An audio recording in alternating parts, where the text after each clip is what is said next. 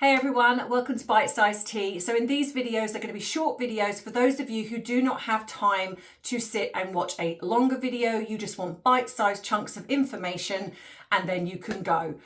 If you want the longer ones, then please head across to my TandT channel because that's where you're going to get 30, 40, 50-minute long videos if you just want to have something to chill out with.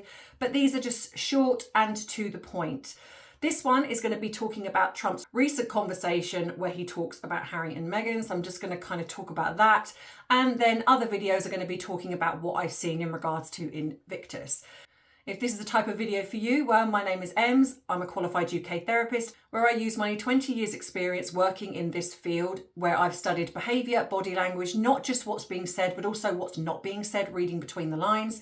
And I give you those tips and tools to help you navigate what might be going on in your life in the hope that it can help you. So if these are the type of videos for you, don't forget to like and subscribe so you don't miss future uploads. And well, sit back, relax, and let's get into bite-sized tea. So before we get into the Invictus stuff, I think it's very, very important to talk about what Trump stated in regards to Harry and Meghan. He was a huge fan of the late Queen and he had a real softness for her, regardless of what you might feel about Trump. This is just what I'm talking about here. I'm not getting into the politics of it all, but this is just, I feel, important given the fact that a lot of people have been speculating whether Trump is going to deport Harry. I personally have always believed that that's not going to happen, purely and simply because I feel that he has a lot of respect for the royal family, and regardless of how Harry and Meghan have treated them, he doesn't want to do anything that might cause more upset. He wants to keep the relation secure. Also remembering that he had a sit down with Prince William not that long ago. So I'm pretty sure that they would have discussed this privately, what is going on with Harry. And in all fairness, if Harry leaves, where is he going to go? Okay, he could go to Portugal because apparently he's got this property in Portugal. But other than that, he would probably then want to skulk back to the UK. And I don't think the royal family want this. I don't really think they want him there, especially Prince William after what he's done. So in a way, keeping him in the US would make more sense to me, even though I know that a lot of people in the US don't want him there. But I found the comment he made about Meghan very interesting. And I think as well, we've also got to look at the impact, because he is now, whether you people have wanted this or not, he is now the President of the United States. And you have had the President of the United States publicly, not privately, publicly state that he doesn't like Meghan and that he says that Harry has got his work cut out for him in having Meghan as his wife. Now, I know that some people can argue that's not really an appropriate thing to say, but we all know that Trump will say what comes to mind. And so this is not anything that's any sort of different from that. So to me, it's very interesting that this, for anyone, I think, who has supported him, they're probably generally the people that don't particularly like Harry and Meghan.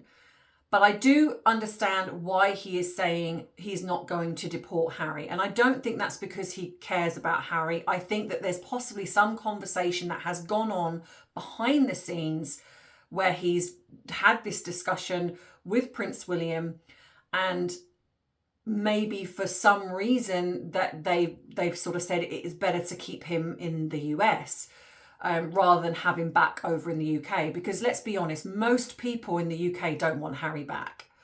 There's a small percentage, usually probably around the anti-monarchists, that would want Harry because they see Harry as an extension of defying the monarchy, defying the establishment, even though actually you can tell by Harry's actions that he's desperate to be back in the fold of being a working royal. I think he absolutely misses what that encompasses. Harry did at one point get respect, whether or not it was deserved, because like I say, I always think he's been like this, but I think that it is most definitely, we can all agree, got 100 times worse since he's brought Meghan onto the scene. And I think that Trump sees that. I think he sees that he is, like, he called him whipped. That's a very, very strong statement. You've got the President of the United States calling you whipped. And I can't help but agree. But I think that I think it's more than that. I'm going to be honest. I think it is more that she's got something over him, because you can just tell lately that he is just so disinterested. You know, he will do a bit of a performance for the camera, but you just see so more often than not now that he's just not even really trying with her.